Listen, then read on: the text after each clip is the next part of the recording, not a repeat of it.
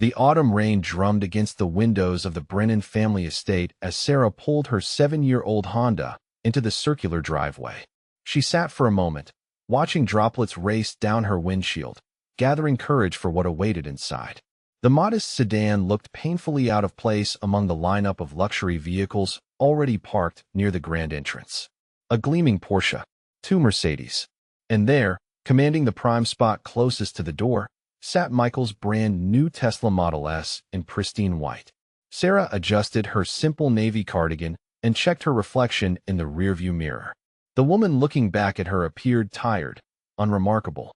Her brown hair was pulled into a practical ponytail, and her makeup was minimal.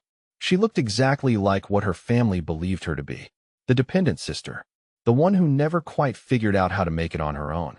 Before we continue this story about family dynamics and hidden truths, I'm curious to know where you're watching from today. Are you dealing with your own complex family situations where appearances might not tell the whole story? Drop a comment and let me know what state or country you're in. Taking a deep breath, Sarah stepped out into the drizzle and hurried toward the imposing front door. The sound of laughter and animated conversation spilled out as she entered the foyer. The familiar scent of her mother's cooking mixed with expensive cologne and the subtle aroma of wealth that seemed to permeate every corner of the Brennan home. She found the family gathered in the spacious living room, crystal glasses in hand, the conversation flowing as smoothly as the premium wine being poured. Her mother, Eleanor, noticed her first and offered a somewhat strained smile. Dad gave her a quick nod from his position by the fireplace. Her cousins barely acknowledged her arrival, too engrossed in whatever story was being told. And there, holding court in the center of it all, stood Michael. At 32, just 2 years older than Sarah, Michael Brennan commanded attention wherever he went. Tonight, he wore a perfectly tailored charcoal suit that probably cost more than most people made in a month. His dark hair was styled with precision, and his confident smile never wavered as he gestured enthusiastically with his wine glass. He was telling them about TechFlow again. Always TechFlow, his revolutionary startup that was going to change everything. The family hung on his every word as if he were revealing the secrets of the universe. Sarah slipped quietly to the edge of the group, accepting a glass of wine from the server. She listened as Michael described his latest triumph, another successful meeting with potential investors. The numbers he threw around were staggering. $10 million in funding, $50 million valuation, expansion plans that would take the company global within 2 years. Uncle Robert whistled appreciatively. Michael always was the smart one, he declared. The one with vision. The one who inherited the family business sense. Cousin Patricia nodded eagerly. She always knew Michael would be the success story of their generation. The one who would make something of himself instead of just living off the family name. The comment hung in the air like smoke from a snuffed candle. Sarah felt the familiar tightness in her chest as several pairs of eyes glanced in her direction. Not directly, of course. That would be too obvious. But the message was clear enough. Michael seemed to savor the moment. He took a slow sip of his wine and let his gaze settle on his sister with what might have appeared to be brotherly concern to anyone who didn't know better. Sarah recognized it for what it really was. The look of someone who enjoyed having an audience for his superiority. You know, Michael began, his voice carrying that particular tone of false concern that made Sarah's skin crawl. I've been thinking about family legacy lately. About what each generation contributes to the next. About earning your place versus simply existing within it. The room grew quieter. Sarah could feel the shift in atmosphere. The way conversations tend to pause when something significant is about to be said. Some of us work 18-hour days to build something meaningful, Michael continued, swirling his wine thoughtfully. We take risks. We invest our own money. We fail and get back up and fail again until finally, we create something of value. Something that employs people. Something that contributes to society. Sarah's father cleared his throat uncomfortably, but Michael was just getting started. And then there are those who simply exist within the safety net that previous generations built, who never had to worry about rent or groceries or making payroll because they've always known the family money would be there. Sarah felt her cheeks burn. She stared down at her wine glass, watching the burgundy liquid catch the light from the chandelier overhead. Michael's voice grew warmer, more conversational, as if he were simply making pleasant dinner conversation. It's interesting how different paths can be within the same family. How one child might inherit the drive and ambition, while another might inherit only the expectation of comfort. Aunt Helen nodded slowly. She supposed that was just the way families worked sometimes. Michael smiled and raised his glass. Here's to those who choose to build rather than simply benefit. To those who understand that real satisfaction comes from creating your own success rather than living as, well, let's call it what it is. A leech. The word landed like a slap across Sarah's face. The room fell completely silent except for the soft ticking of the grandfather clock in the corner and the continued patter of rain against the windows. Sarah's hands trembled slightly as she set down her wine glass. She had endured years of these subtle humiliations, these carefully crafted moments where Michael reminded everyone of their respective positions in the family hierarchy. But calling her a leech in front of everyone crossed a line she wasn't sure she could forgive.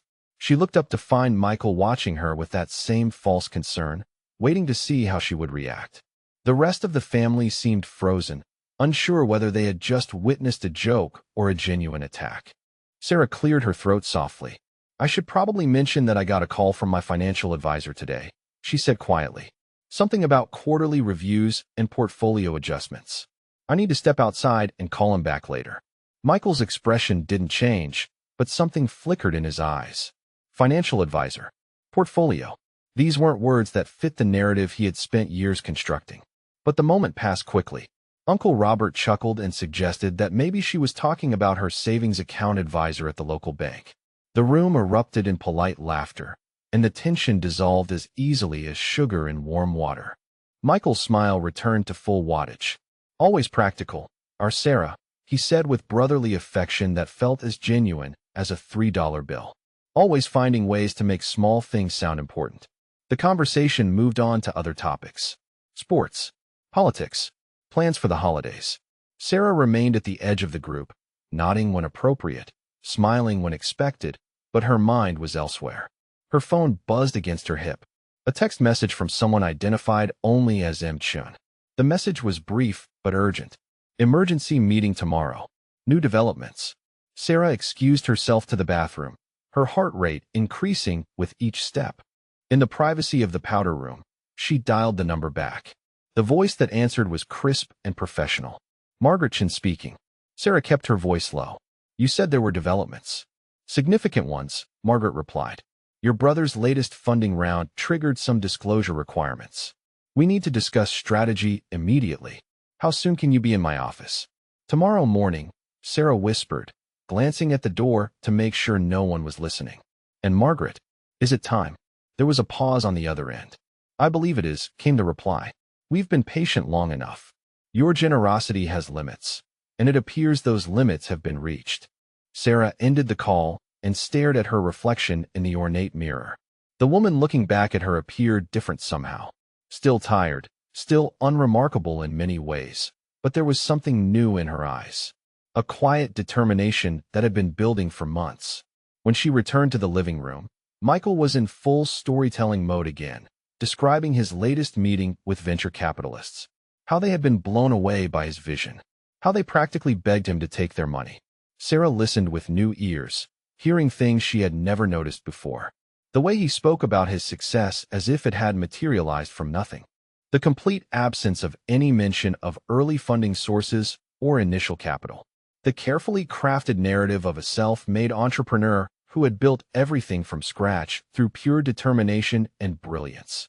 As the evening wound down and family members began making their departure, Michael approached Sarah with that same condescending smile.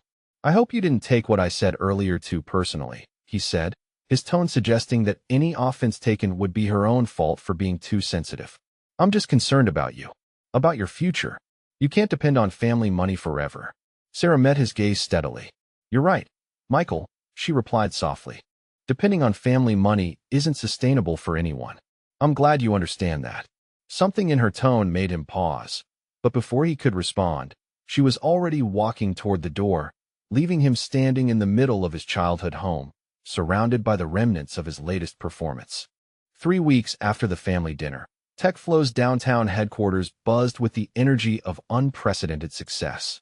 The sleek glass and steel building that Michael had leased in the heart of the business district now bore witness to what industry publications were calling the startup success story of the year. Sarah arrived at the celebration 20 minutes after it began, hoping to slip in unnoticed. The lobby had been transformed into an elegant reception space, complete with ice sculptures, premium champagne, and catering from the city's most exclusive restaurant. Investors, employees, and local business leaders mingled beneath towering displays announcing TechFlow's latest achievement. $50 million valuation. Series B funding completed ahead of schedule. Expansion plans that would triple the workforce within 18 months. She wore her best dress, a simple black cocktail number that she had owned for 3 years. In a room full of designer gowns and tailored suits, she felt like an imposter attending someone else's dream. Michael stood at the center of it all, resplendent in a midnight blue suit that probably cost more than Sarah's monthly rent. His smile was magnetic as he worked the room, moving from group to group with the confidence of someone who had never questioned his right to be the most important person in any space he occupied.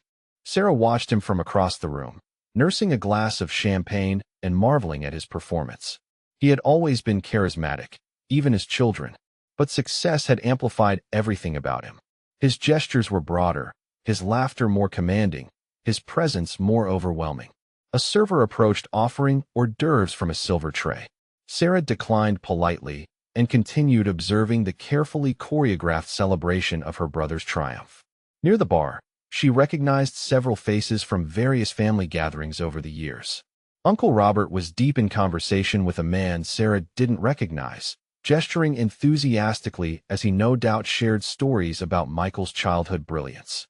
Cousin Patricia held court near the appetizer station, explaining to anyone who would listen how she had always known Michael would achieve something extraordinary. The narrative was consistent wherever Sarah looked. Michael the visionary. Michael the risk-taker. Michael the natural-born entrepreneur who had somehow channeled the family's business genes into pure gold.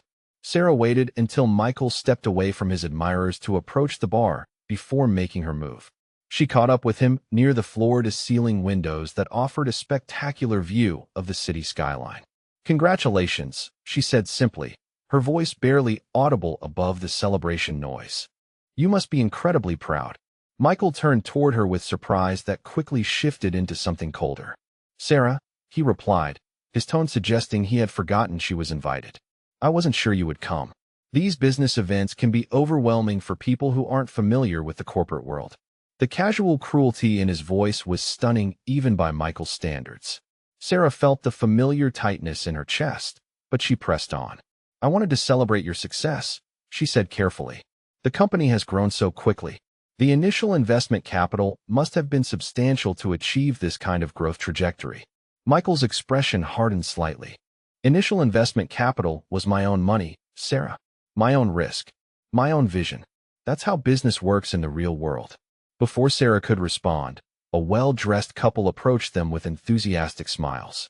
The woman, who appeared to be in her 50s, extended a manicured hand toward Michael. "Mr. Brennan," she gushed, "I'm Linda Morrison from Morrison Capital. We're absolutely fascinated by your company's potential." The presentation was extraordinary. Michael's demeanor shifted instantly back to charming entrepreneur mode. "Mrs. Morrison, the pleasure is entirely mine. Thank you for taking the time to attend tonight." The woman's husband stepped forward with equal enthusiasm.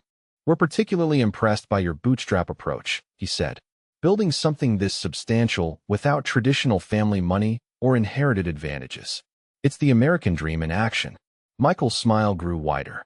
"I've always believed that real success comes from personal determination rather than external advantages," he replied smoothly. "Some people are handed opportunities. Others create them." Sarah felt the words like physical blows. She was standing right there, close enough to touch, yet Michael spoke as if she were invisible, as if her very existence contradicted the narrative he was constructing for his audience. Mrs. Morrison nodded approvingly. "It's refreshing to meet someone who understands the value of earned success," she said. "Too many young entrepreneurs today rely on family connections or trust fund money." Michael's eyes briefly met Sarah's before returning to his admirers. "Absolutely," he agreed. "I actually have a sister who represents that exact mentality." Someone who has never worked a day in her life, but expects to benefit from other people's achievements. It's quite sad, really. The Morrison couple looked uncomfortable, unsure whether they should laugh or offer sympathy. Sarah felt the blood drain from her face as Michael continued. "She's here tonight. Actually," he said, gesturing vaguely in Sarah's direction without directly looking at her. Living proof that not everyone in a family inherits the same drive or ambition. Some people are content to simply exist as beneficiaries of other people's hard work. Mr. Morrison cleared his throat awkwardly. "Well, we all have family challenges," he offered diplomatically. Michael laughed, a sound devoid of warmth. "The challenge is knowing when to enable someone's dependency and when to encourage them towards self-sufficiency. I'm increasingly convinced that tough love is the only solution." Sarah felt her phone vibrate against her clutch. She excused herself quietly, though no one seemed to notice her departure, and stepped into the ladies' room to check the message. "Margaret Chin again. Can you talk? New information requires immediate discussion." Sarah dialed the number with trembling fingers. Margaret's voice was urgent when she answered. "Sarah, where are you right now?" "At Michael's celebration party," Sarah replied, her voice barely above a whisper. "Why? What's happened?" "We need to talk tonight," Margaret said firmly. "I've been reviewing the latest financial filings for TechFlow, and there are some discrepancies that require immediate attention. Can you meet me at my office in an hour?" Sarah glanced toward the door, thinking of Michael holding court in the next room, telling investors about his self-made success while simultaneously describing her as a worthless dependent. "Yes," she said finally. "I'll be there."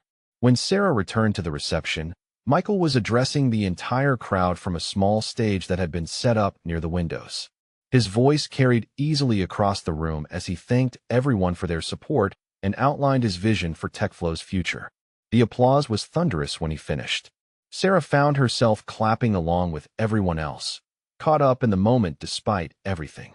As the formal program concluded and people began mingling again, Sarah noticed her family members clustering around Michael like moths drawn to flame. Uncle Robert was introducing Michael to potential business contacts.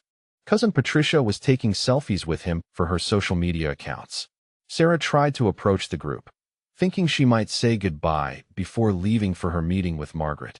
But as she drew closer, she caught fragments of conversation that made her blood run cold. "Always worried about money," Uncle Robert was saying with a dismissive wave of his hand. "Never understood why some people can't just find a job like everyone else." Cousin Patricia nodded sagely. "It's not that she's lazy exactly," she explained to the newcomers in their circle. "She just never learned how to be independent. Some people are natural entrepreneurs like Michael, and others are just natural dependents." Michael seemed to be enjoying the analysis of his sister's character flaws. "It's a classic case of learned helplessness," he said with the authority of someone who had never experienced financial insecurity. "When someone grows up knowing they'll always be taken care of, they never develop the skills necessary for real-world success." An older gentleman Sarah didn't recognize asked what Michael planned to do about the situation. Michael's expression grew serious. "Honestly, I think it's time for some tough love," he replied. "The family has been enabling this behavior for too long. Sometimes you have to cut people off completely before they'll learn to stand on their own feet." The group murmured their agreement. It was hard to watch family struggle, they acknowledged, but sometimes difficult decisions were necessary for everyone's long-term benefit. Sarah felt nauseated. She turned away from the group and walked quickly toward the exit, desperate for fresh air and distance from the toxic conversation. As she waited for the elevator, she heard footsteps behind her. Michael's voice called her name, and she turned to find him approaching with that same false concern he had perfected over the years. "Leaving so early?" he asked. "I was hoping we could talk privately before you left." The elevator doors opened, and Sarah stepped inside. Michael followed, and they rode down several floors in silence before he hit the emergency stop button.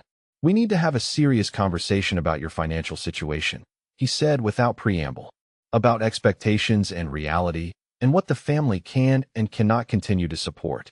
Sarah stared at the elevator buttons, focusing on the small red emergency light that had begun blinking when Michael stopped their descent. "I've been thinking about what I said at the family dinner," Michael continued, "about leeches and contributors and the difference between the two. I think it's time we formalized some boundaries." He reached into his jacket and pulled out a folded document. "I had my attorney draw this up," he said, offering it to Sarah. "It's a simple agreement that clarifies the family's financial obligations going forward. Or rather, the lack thereof." Sarah took the papers, but didn't unfold them. "What exactly are you saying, Michael?" "I'm saying the free ride is over," he replied bluntly. "No more family money. No more safety net. No more excuses. If you want to continue benefiting from the Brennan family wealth, you need to contribute something meaningful to justify it." Sarah looked up at him for the first time since they had entered the elevator. "And if I don't agree to these terms? Then you're on your own," Michael said simply. "Completely and permanently. No family money, no family support, no family anything." He reached over and pressed the button to resume their descent. The elevator lurched back into motion. "You have 48 hours to make your decision," he continued as the floor numbers counted down. "After that, the offer expires and the consequences become significantly more severe." The doors opened at the lobby level, and Michael stepped out first. He turned back towards Sarah with a smile that belonged on a magazine cover. "Think carefully about your next move, little sister," he said with mock affection, "because the next conversation we have might be our last." As Sarah walked through the lobby and out into the cool evening air, her phone rang again. "Margaret Chin, calling right on schedule." Sarah answered on the second ring. "I'm on my way to your office now," she said before Margaret could speak. "Good," Margaret replied, "because what I have to show you changes everything. Everything your brother thinks he knows about his success, about your family's money, and most importantly, about you." Sarah hailed a taxi and settled into the back seat as the city lights blurred past her window. For the first time in years, she allowed herself a small smile. Michael wanted to talk about contributors versus leeches, about earned success versus inherited advantages, about who deserved what and why. Sarah had a feeling he was about to get exactly the education he had been asking for. The Brennan family conference room had hosted countless business meetings over the decades, but none quite like this one. Sarah sat alone at the far end of the mahogany table, her hands folded in her lap, while Michael occupied the head position like a judge preparing to deliver a verdict. The formal setting felt deliberately intimidating, designed to reinforce the power dynamics that Michael wanted everyone to understand. Eleanor Brennan looked uncomfortable in her chair beside her husband. She had tried to suggest they handle this matter privately, within the family, but Michael had insisted on legal documentation, official papers, binding agreements that would eliminate any future ambiguity about family financial arrangements. The family attorney, Harrison Blackwell, sat to Michael's right with an expensive leather briefcase open before him. Blackwell had represented the Brennan interests for over 15 years, a man who specialized in trust law and estate planning for wealthy families. His silver hair and conservative suit projected exactly the kind of authority that Michael wanted backing his ultimatum. Sarah had barely slept after her meeting with Margaret Chin the night before. The conversation had lasted until well past midnight, and the information Margaret had shared left her feeling as if she had been living someone else's life for years without realizing it. But now, sitting across from her family and their lawyer, she felt strangely calm, almost detached, as if she were watching the proceedings from outside herself. Michael cleared his throat to begin the meeting. "I want to thank everyone for making time for this discussion," he said with the tone of someone conducting a board meeting. "We're here to address a situation that has been problematic for our family for far too long." He gestured toward the documents spread across Blackwell's section of the table. "Harrison has prepared some paperwork that will clarify certain financial arrangements going forward. Specifically, the discontinuation of financial support for family members who have not demonstrated the ability or inclination towards self-sufficiency." Sarah watched her father shift uncomfortably in his chair. Robert Brennan had built the family fortune through decades of careful investing and strategic business decisions, but family confrontations made him deeply uncomfortable. He preferred numbers and contracts to emotional discussions about dependency and worthiness. Blackwell adjusted his glasses and pulled a thick document from his briefcase. "What we have here is a comprehensive family financial independence agreement," he explained in the measured tones of someone who had delivered similar speeches many times before. "It establishes clear parameters for ongoing family financial support based on contribution levels and self-sufficiency benchmarks." Sarah found herself studying Blackwell's face as he spoke. He had the smooth confidence of someone who had spent years explaining complex legal concepts to clients who preferred simple solutions. But there was something in his manner that suggested he wasn't entirely comfortable with this particular assignment. The agreement is quite straightforward, Blackwell continued, opening the document to reveal pages of dense legal text.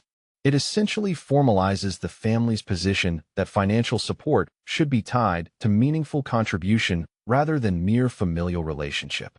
Michael leaned back in his chair with satisfaction. In layman's terms, Sarah, this means no more free money. No more living off other people's success. No more treating the family fortune like your personal trust fund.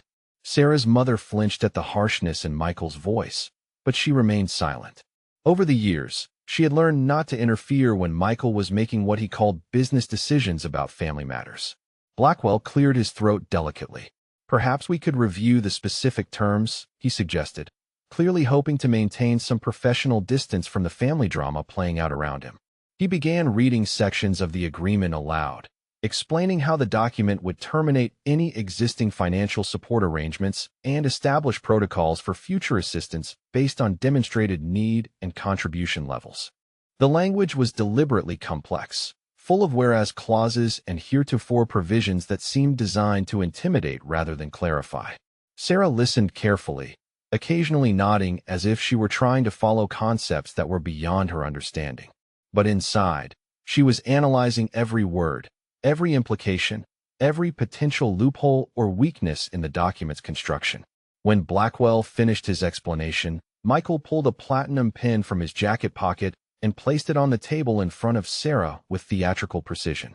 "All you need to do is sign," he said simply.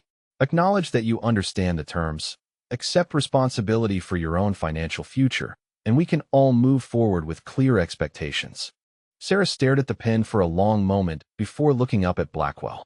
"I have a few questions about the legal framework you've described," she said quietly. Blackwell smiled indulgently. "Of course. Estate planning can be quite complex for those unfamiliar with trust law. I'd be happy to explain anything that seems confusing." Sarah's voice remained soft, almost hesitant. "When you refer to existing financial support arrangements, are you specifically talking about discretionary distributions from established family trusts? Or are you including contractual obligations related to investment partnerships and business ventures?" The question hung in the air like smoke. Blackwell blinked twice, his indulgent smile faltering slightly. "Those are quite specific terms," he said carefully.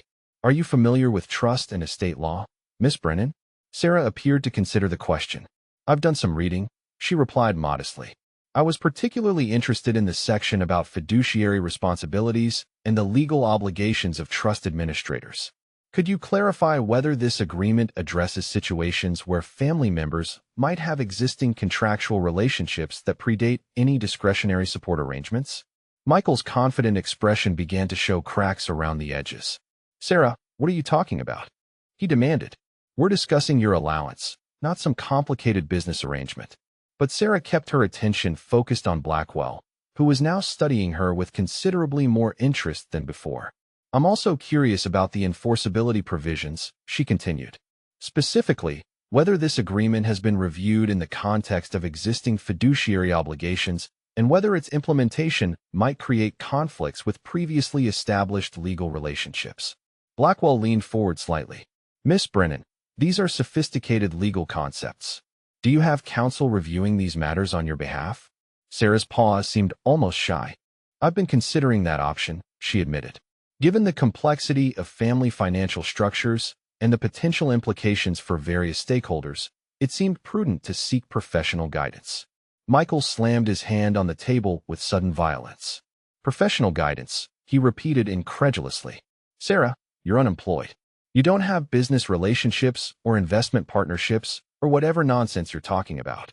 You receive family money because the family chooses to give it to you, and now we're choosing to stop." Sarah looked directly at her brother for the first time since the meeting began. "Actually, Michael, I'm not sure that characterization is entirely accurate. Family financial structures can be quite complex, especially when they involve multiple generations of wealth management and various forms of investment vehicles." She turned back to Blackwell with what appeared to be genuine confusion. "That's why I wanted to understand the scope of this agreement. Would it apply to all family financial relationships, or only to certain categories of support? And what about situations where family members might have legal standing based on existing contracts or fiduciary arrangements? Blackwell was now studying the document in front of him with considerably more attention than he had shown earlier. "Miss Brennan," he said slowly, "I think it would be advisable for you to have independent counsel review these matters before proceeding." Michael's face was darkening with each word. "She doesn't need counsel," he insisted. "This is a simple family matter about cutting off financial dependency. There's nothing complicated about it."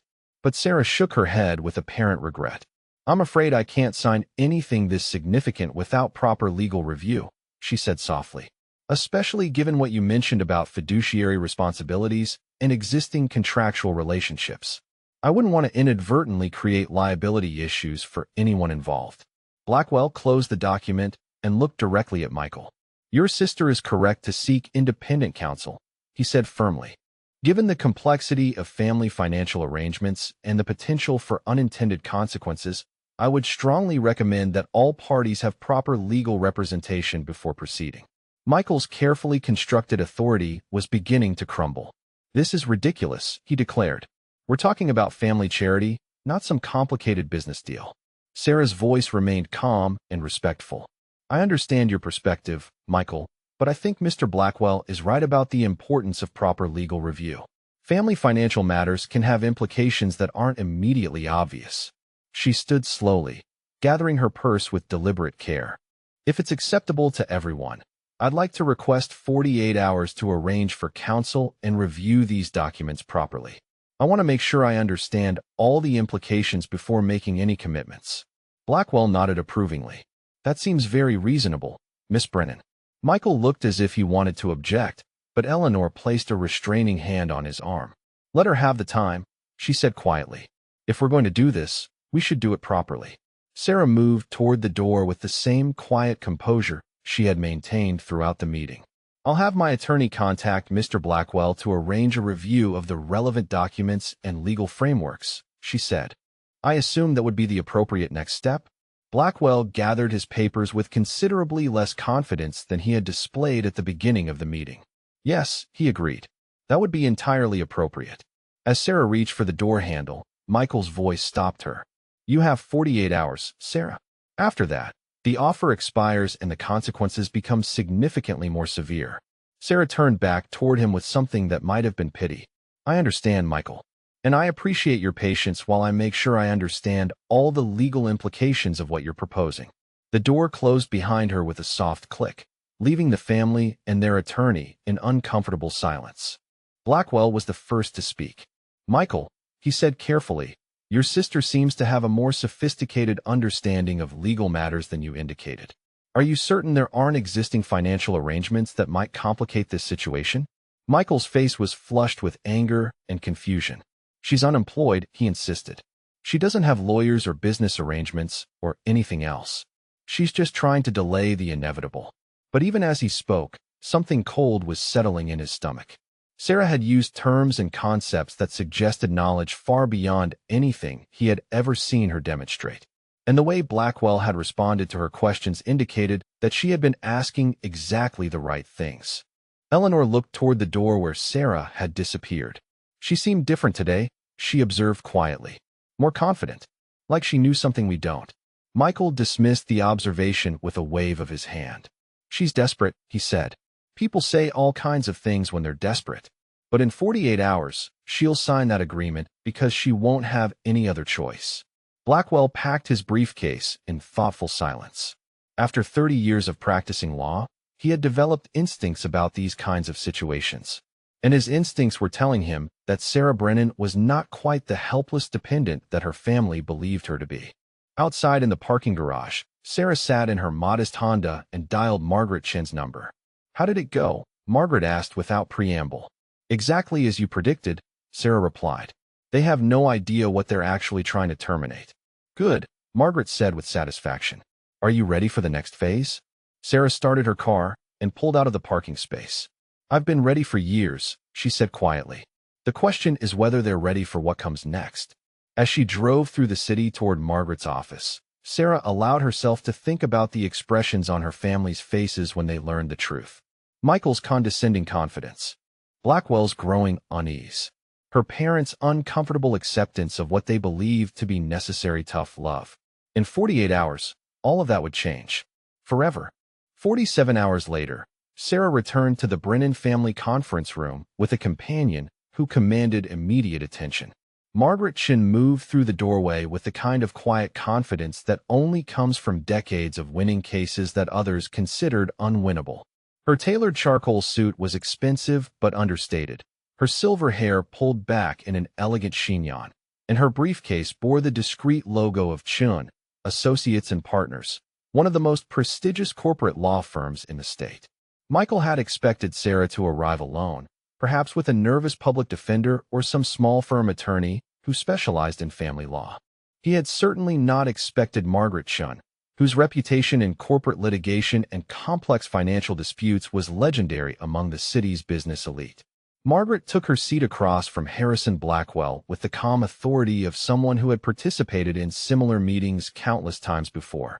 She placed her briefcase on the table and opened it with deliberate precision, revealing perfectly organized files and documents that suggested extensive preparation. Blackwell recognized her immediately, of course.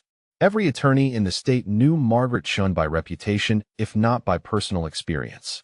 He cleared his throat nervously and offered a professional greeting that barely concealed his surprise at her presence. Margaret responded with polite courtesy before turning her attention to the family members seated around the table. She introduced herself to Eleanor and Robert with respectful formality, then acknowledged Michael with the kind of neutral politeness that revealed absolutely nothing about her thoughts regarding his position in these proceedings. Michael attempted to regain control of the situation by addressing Margaret directly. "Miss Chun," he began with forced confidence, "I'm not sure why my sister felt the need to involve counsel of your caliber in what is essentially a simple family financial matter. We're discussing the termination of discretionary support, not some complex business dispute." Margaret's smile was pleasant but revealed nothing. "Mr. Brennan," she replied smoothly, "I found that family financial matters are rarely as simple as they initially appear, particularly when substantial assets and multiple generations of wealth management are involved." She opened one of her files and withdrew a single sheet of paper. "Before we discuss the termination of any arrangements, I'll need to review complete financial documentation for all entities and investments that might be affected by the proposed agreement." Blackwell looked confused. "Ms. Chun," he said carefully, "we're discussing Miss Brennan's personal financial dependence on family discretionary distributions. I'm not sure what other entities or investments would be relevant to these proceedings." Margaret's expression remained neutral, but something shifted in her posture that suggested Blackwell had just revealed important information about his own understanding of the situation. "Mr. Blackwell," she said with professional courtesy, "I represent Miss Brennan's interests as they relate to all financial matters involving the Brennan family structure. That necessarily includes any investments, partnerships, or business relationships that might be affected by changes to existing arrangements." Michael leaned forward aggressively. "There are no business relationships," he declared.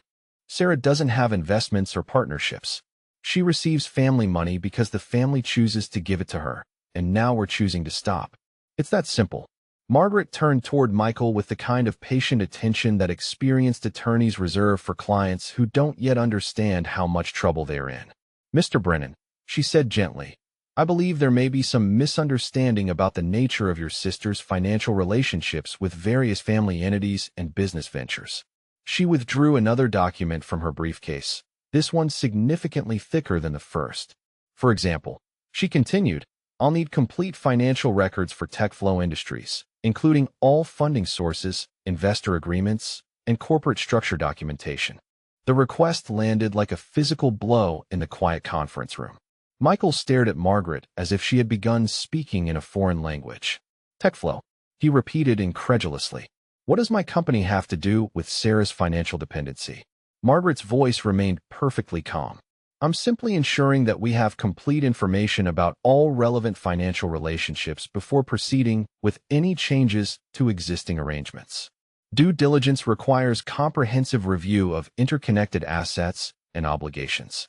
Blackwell was now studying Margaret with considerably more attention than he had shown at the beginning of the meeting. "Miss Chun," he said slowly, "are you suggesting that Miss Brennan has some form of legal interest in her brother's business ventures?" Margaret's pause was deliberate and meaningful. "Mr. Blackwell," she replied carefully, "I'm suggesting that we need complete financial documentation before we can properly evaluate the implications of the proposed agreement. That includes any and all business entities that might have existing relationships with Miss Brennan or the broader Brennan family financial structure." She opened another file and placed several documents on the table. "These are preliminary records that suggest significantly more complex financial relationships than your current agreement appears to address." Eleanor leaned forward to examine the papers, her brow furrowed with concentration. "Margaret," she said uncertainly, "what exactly are we looking at here?" Margaret indicated specific sections of the documents with a silver pen. "These are corporate filings and financial transfers that indicate substantial capital movements between various entities over the past several years. The patterns suggest systematic investment relationships rather than simple discretionary family support." Michael grabbed one of the documents and began scanning it frantically. "This is ridiculous," he declared, but his voice had lost some of its earlier confidence. "These are just standard business filings. They don't have anything to do with Sarah." Margaret's expression didn't change. "Mr. Brennan," she said patiently, "I believe you'll find that careful review of the documentation tells a somewhat different story." She withdrew yet another set of papers from her seemingly inexhaustible briefcase. "For instance, these records show a series of investment transactions that appear to have provided substantial funding for TechFlow's initial capitalization and subsequent growth phases." Blackwell was now leaning forward intently, studying the documents with the focused attention of someone who was beginning to understand that he might have significantly underestimated the complexity of the situation. "Miss Chun," he said carefully, "are you alleging that Miss Brennan has been a silent investor in her brother's business ventures?" Margaret's smile was enigmatic. "Mr. Blackwell, I'm not alleging anything at this point. I'm simply requesting complete financial documentation so that we can understand the full scope of existing relationships before proceeding with any changes." She turned back toward Michael with polite inquiry. "Mr. Brennan, I assume you'll be able to provide complete records of TechFlow's funding sources and investor agreements?" "For due diligence purposes, of course." Michael's face had gone pale. He looked toward Blackwell as if expecting rescue, but the family attorney was absorbed in studying Margaret's preliminary documents with growing unease. "This is insane," Michael said finally. "Sarah doesn't have money to invest in anything. She's unemployed. She lives off family charity. She couldn't fund a lemonade stand, let alone a technology company." Margaret nodded sympathetically. "I understand your perspective, Mr. Brennan. Family financial structures can be quite complex, and it's not uncommon for family members to have different understandings of existing arrangements." She closed the file she had been referencing and opened another one. "That's precisely why complete documentation is so important. We want to ensure that everyone has accurate information before making any irreversible decisions." Robert Brennan had remained silent throughout the exchange, but now he cleared his throat hesitantly. "Margaret," he said quietly, "are you saying that Sarah has been involved in Michael's business financing?" Margaret turned toward him with respectful attention. "Mr. Brennan, I'm saying that the financial relationships within your family appear to be significantly more complex than the current discussion has acknowledged. Complete documentation will help clarify the exact nature of those relationships." Michael stood up abruptly, his chair sliding backward with enough force to bump against the wall. "This is all smoke and mirrors," he announced loudly. "Sarah is trying to complicate a simple situation because she's desperate to maintain her free ride." But even as he spoke, his eyes kept returning to the documents spread across Margaret's section of the table.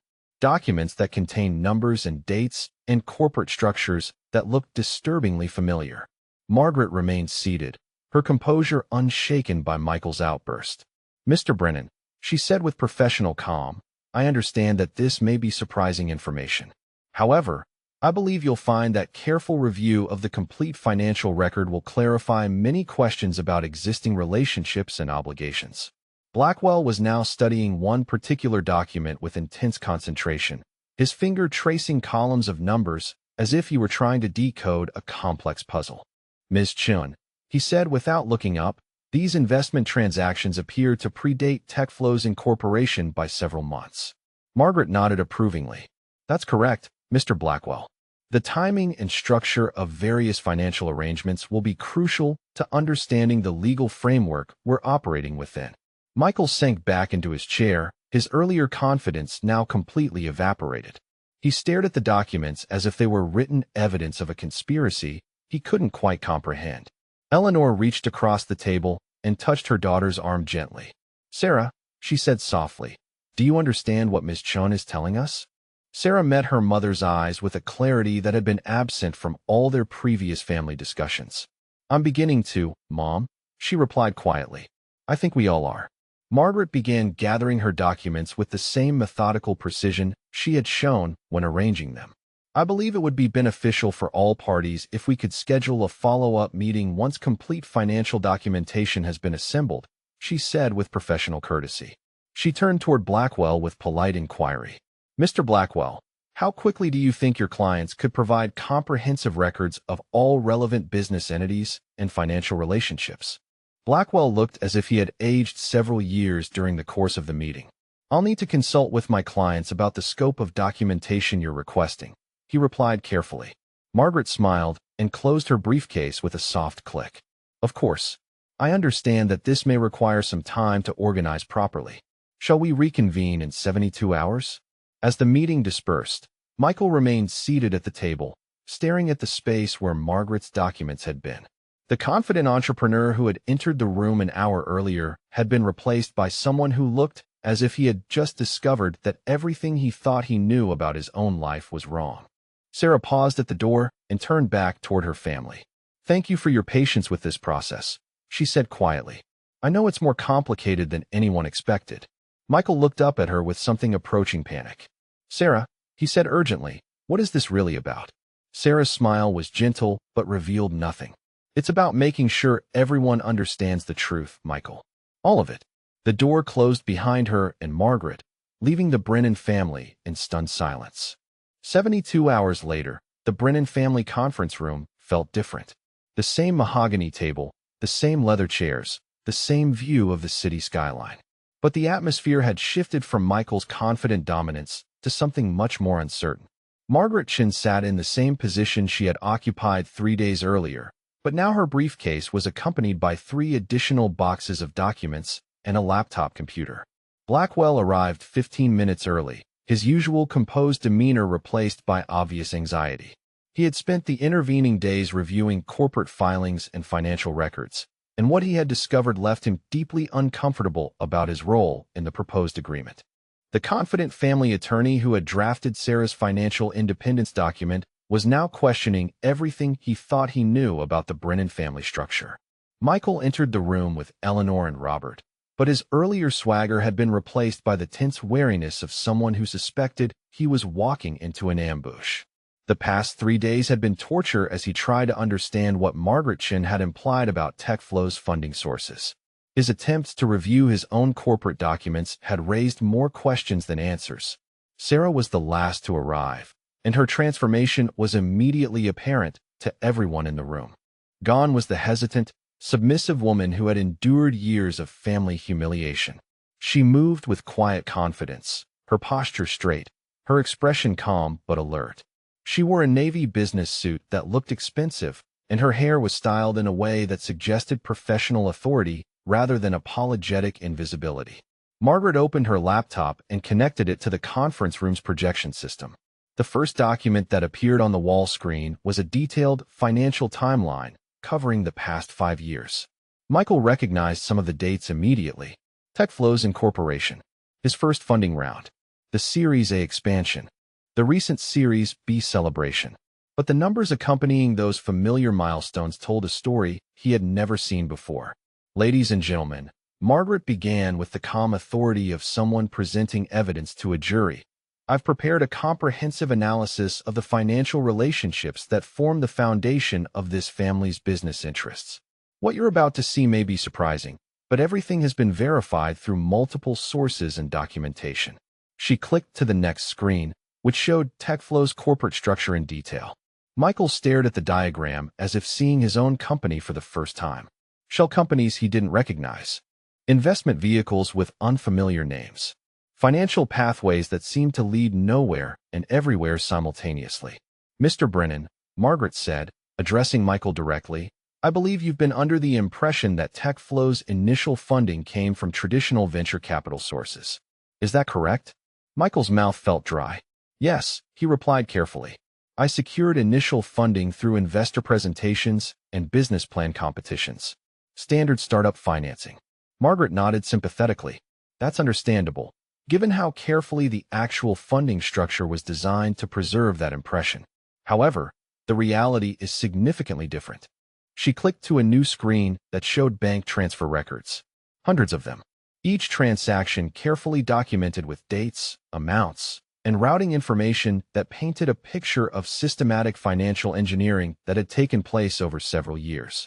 Michael's initial funding round of $2.5 million was provided entirely by Thornfield Capital Management, Margaret explained. Thornfield presented itself as a traditional venture capital firm, complete with offices, staff, and a portfolio of technology investments. Michael remembered Thornfield well. Professional offices in the financial district. Experienced partners who understood his vision. Rigorous due diligence that had validated his business model. It had been exactly the kind of prestigious backing that serious entrepreneurs needed to build credible companies. However, Margaret continued, Thornfield Capital Management is wholly owned by the Sarah Brennan Investment Trust.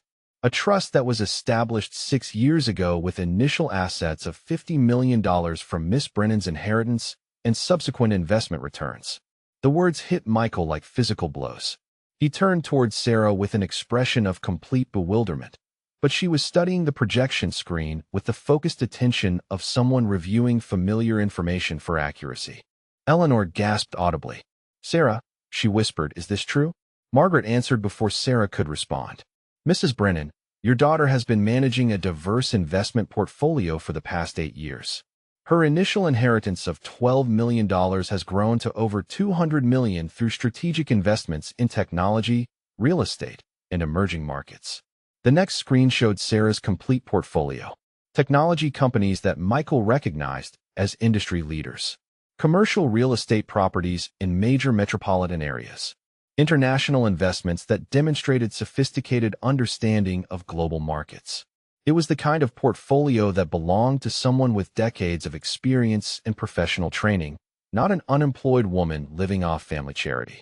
Blackwell was frantically taking notes, his professional composure finally cracking under the weight of revelations that made his carefully drafted agreement look absurdly naive. Ms. Chun, he said urgently, are you saying that Miss Brennan has been the primary source of funding for her brother's business ventures? Margaret's response was precise and devastating.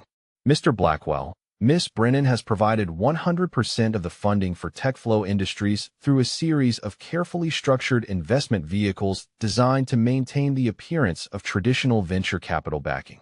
She clicked through screen after screen of documentation. Thornfield Capital's investment in TechFlow's Series A round. Meridian Ventures' participation in the Series B expansion. Catalyst Holdings bridge funding during the company's growth phase. Each prestigious investment firm had provided exactly the kind of validation that Michael needed to build his reputation as a successful entrepreneur. And each investment firm was ultimately controlled by Sarah Brennan.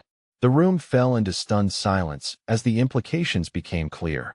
Michael's entire professional identity, his success story, his reputation as a self-made entrepreneur, had been built on his sister's carefully concealed financial support. The woman he had publicly humiliated as a leech had been secretly funding his dreams for years. Sarah finally spoke, her voice clear and authoritative in a way that none of her family members had ever heard before. I want everyone to understand why I structured things this way, she said, rising from her chair and moving toward the projection screen. Michael was the brilliant one in our family. Always had been. The one with vision and charisma and the ability to inspire people to believe in impossible things. I wanted him to have the opportunity to build something extraordinary without the burden of knowing it was family money making it possible. She gestured toward the financial documents displayed on the wall. Every investment was legitimate. Every due diligence process was real. Every milestone and valuation was earned through Michael's leadership and TechFlow's genuine success. I simply provided the capital structure that allowed that success to happen. Michael stared at his sister as if she were a stranger. But why, he whispered. Why hide it? Why let me think I was doing it on my own? Sarah's smile was gentle but tinged with sadness. Because you needed to believe you were doing it on your own, she replied. Your confidence, your leadership, your ability to inspire investors and employees. All of that was real. It came from you, not from me. I just made sure you had the resources to let those qualities shine. Robert Brennan was studying the portfolio summary with the focused attention of someone who understood exactly what he was looking at. Sarah, he said quietly, this is extraordinary work. These returns, this diversification, this risk management. Where did you learn to invest like this? Sarah turned toward her father with a mixture of pride and regret. I've been studying and working in finance for over a decade, Dad. I have an MBA from Wharton that I earned through night classes and online programs. I passed the CFA exam 3 years ago. I've been building this portfolio and managing these investments as a full-time profession while everyone assumed I was unemployed. Margaret clicked to a new screen that showed Sarah's professional credentials. Graduate degrees from prestigious universities. Professional certifications that took years to earn. Board positions with nonprofit organizations that managed millions in assets. Speaking engagements at financial conferences where she was recognized as an expert in emerging market investments. Eleanor was crying quietly, her hand pressed to her mouth as she absorbed the magnitude of what she was learning. We never knew, she whispered. We never asked. We just assumed. Sarah's expression softened as she looked at her mother. I let you assume, Mom. I wanted Michael to have his success without feeling indebted to family money. I thought I was protecting his pride and his achievement. She turned back toward Michael, who was staring at the financial projections with the expression of someone whose entire world had just been redefined. But I underestimated the cost of that protection. I never imagined it would lead to years of humiliation and contempt. I never thought you would use my supposed failure as a weapon against me in front of the people I love. Michael's voice was barely audible. The celebration party, he said. All those investors. When I told them about my sister who had never worked a day in her life. Sarah nodded with quiet dignity.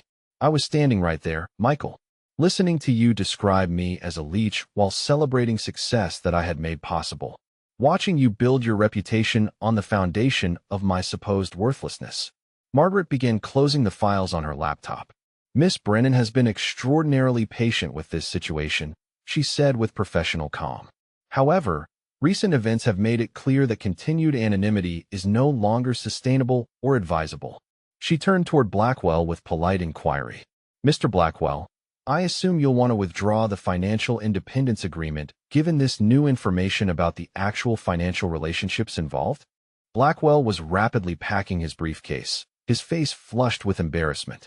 The agreement is completely inappropriate given these circumstances, he admitted. I clearly didn't have adequate information about the family financial structure. Michael remained seated at the table as everyone else began to gather their materials. His confident entrepreneur persona had been completely stripped away, leaving someone who looked lost and profoundly confused about his own identity. Sarah approached him with the same gentle concern she had always shown, despite years of his cruelty. Michael, she said softly, TechFlow is a genuine success. Your leadership is real. Your vision is valuable. None of that changes. Michael looked up at her with something approaching desperation. But it's all built on your money, he said. Everything I thought I had accomplished, everything I thought I had earned, it's all just another form of family charity. Sarah shook her head firmly. It's built on partnership, she corrected. You provided the vision and leadership. I provided the capital structure. That's how successful businesses are built. Neither of us could have created TechFlow alone. She paused, studying her brother's face with genuine compassion. The question now is whether you can accept that partnership honestly, or whether your pride is more important than the success we've built together.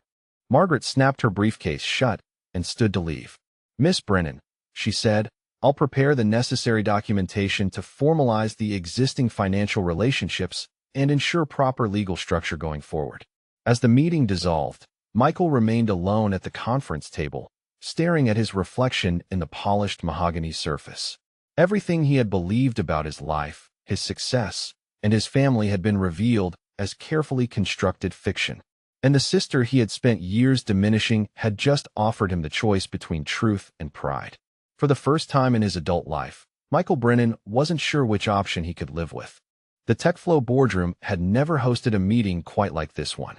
Sarah sat at the head of the polished conference table, a position that would have seemed impossible just weeks earlier, while Margaret Chin arranged documents that would formalize the most dramatic corporate restructuring in the company's history. The room's floor-to-ceiling windows offered a panoramic view of the city where Michael had spent 5 years building his reputation as a visionary entrepreneur, never knowing that his success existed entirely at his sister's discretion. Michael arrived precisely on time, his usual confidence replaced by the hollow uncertainty of someone whose entire world had been redefined. He wore his best suit, but it couldn't disguise the fact that he was walking into a meeting where he no longer held any real power. Behind him came his personal attorney, David Morrison, whose expensive briefcase and nervous demeanor suggested he had already reviewed the legal documents and understood exactly how precarious his client's position had become. The other TechFlow board members filed in with obvious confusion. They had been summoned to an emergency meeting by someone they had been told was a major investor, but none of them had ever heard of Sarah Brennan. The agenda simply stated that significant changes to corporate structure would be discussed and voted upon. Margaret stood and addressed the room with the calm authority of someone who had orchestrated similar corporate transformations countless times before. "Ladies and gentlemen," she began, "we're here to address irregularities in TechFlow's corporate governance that have recently come to light. Specifically, the need to align actual ownership control with reported management structure." She activated the room's projection system, displaying a detailed breakdown of TechFlow's ownership structure that had been hidden from public view for 5 years. The shell companies and investment vehicles that Michael had believed were separate entities were revealed as interconnected pieces of a financial architecture designed and controlled by a single person. Sarah Brennan owns 78% of TechFlow Industries through various investment entities, Margaret announced without preamble. As majority shareholder, she has the right to make immediate changes to corporate leadership and strategic direction. The board members exchanged stunned glances. Michael had always presented himself as the company's founder and primary owner, supported by external investors who believed in his vision. The revelation that his sister, whom none of them had ever met, controlled nearly 4/5 of the company left them struggling to understand how such a fundamental misunderstanding could have persisted for years. Board member Janet Richards, a veteran technology executive, was the first to find her voice.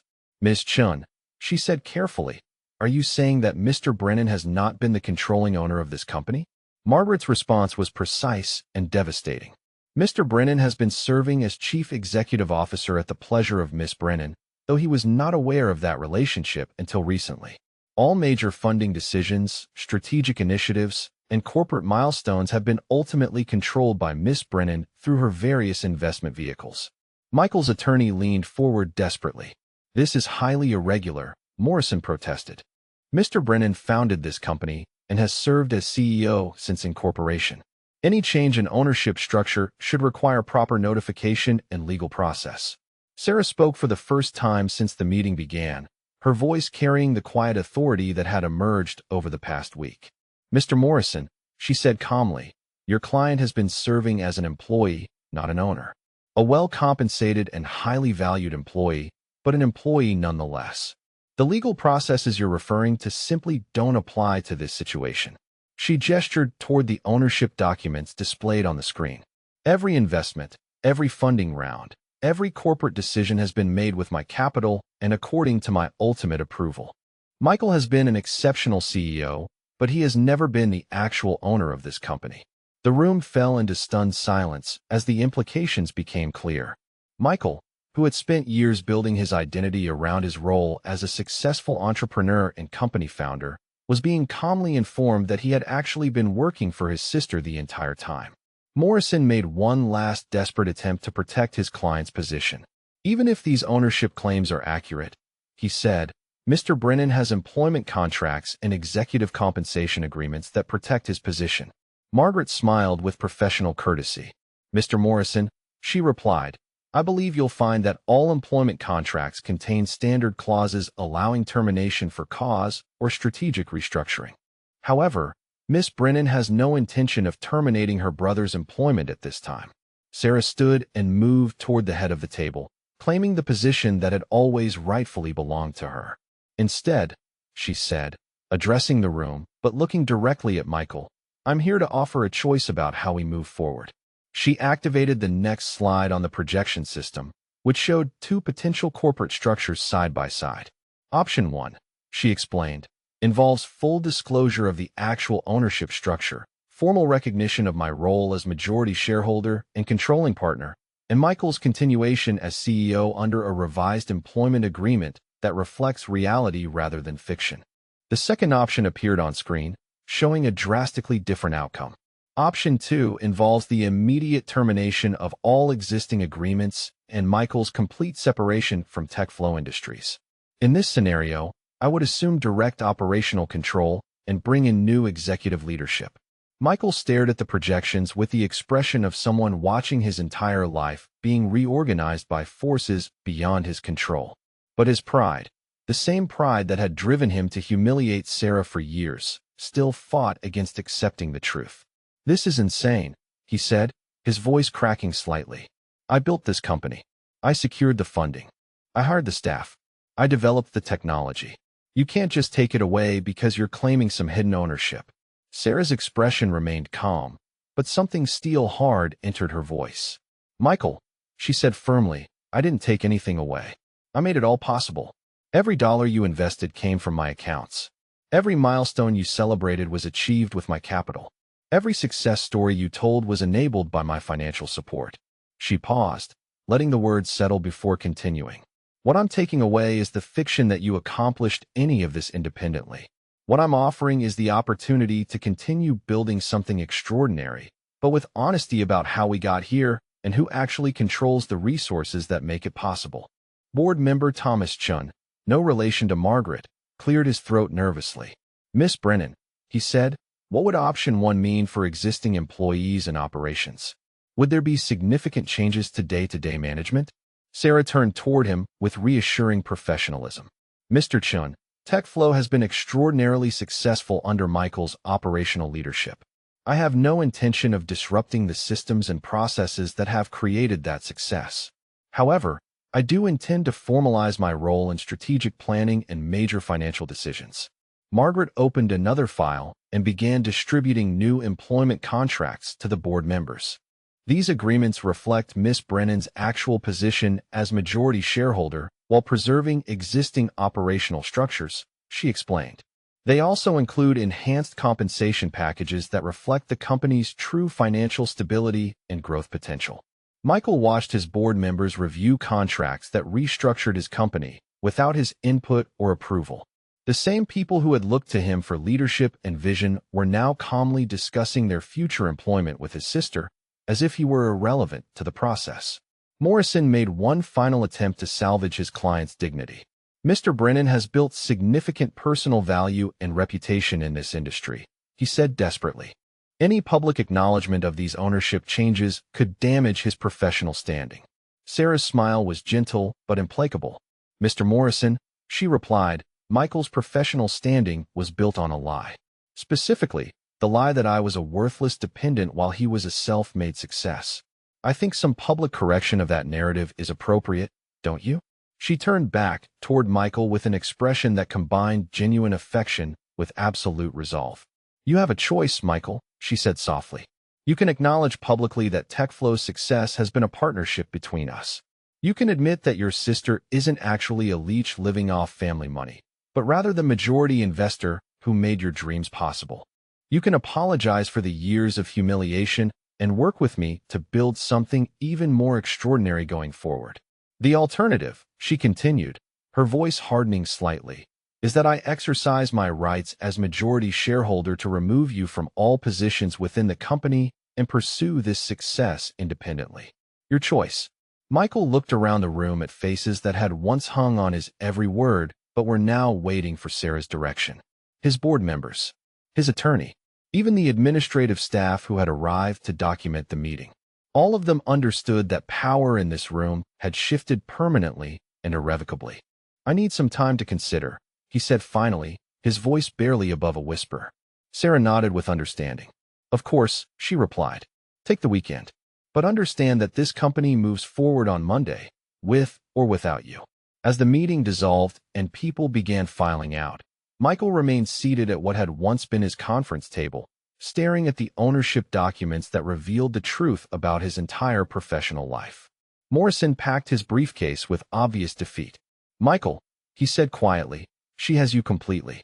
There's no legal recourse, no procedural protection, no way to challenge what she's presented. You're going to have to decide whether you can live with the truth or whether your pride is worth losing everything." 3 days later, TechFlow issued a press release announcing a restructuring that would bring the company's majority investor, Sarah Brennan, into active management as chairman and chief investment officer. The release noted that CEO Michael Brennan would continue in his operational role while acknowledging the partnership that had made the company's success possible. At the press conference, Michael stood beside his sister and publicly thanked her for years of financial support that had enabled TechFlow's growth. His voice was steady as he acknowledged that his success had been built on her investment and vision, not on his own independent achievements. The business press coverage was extensive. The story of the successful entrepreneur who discovered he had been unknowingly working for his sister captured public imagination and sparked discussions about family dynamics, hidden privilege, and the myths surrounding self-made success. Sarah handled the attention with grace and professionalism, using interviews to launch her own investment firm, Brennan Strategic Capital, which would focus on providing growth funding for technology startups led by underestimated entrepreneurs. I'm curious to hear your thoughts about this story. Have you ever been in a situation where family dynamics didn't match the surface appearance?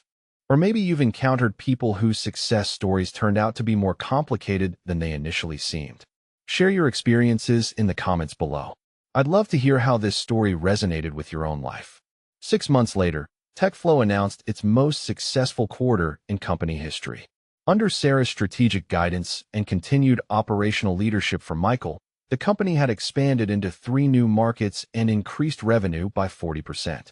Industry publications praised the partnership model that leveraged complementary skills and resources. Michael had learned to introduce himself as Sarah's partner rather than as the company's founder.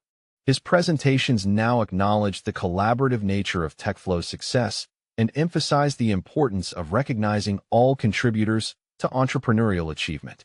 At family gatherings, the dynamic had shifted completely. Sarah arrived in a luxury sedan that reflected her actual financial status, while family members sought her advice on investments and business strategy. Michael treated her with the respect and gratitude that her support had always deserved. Eleanor often remarked to friends about her daughter's transformation, though she gradually came to understand that Sarah hadn't actually transformed at all. She had simply stopped hiding who she really was. The Brennan family conference room still hosted regular meetings, but now Sarah sat at the head of the table while Michael offered operational updates and strategic recommendations for her approval. The woman who had once been dismissed as a leech had claimed her rightful position as the family's most successful entrepreneur. And Michael had learned that sometimes the greatest humility comes from acknowledging the truth about who really made your dreams possible.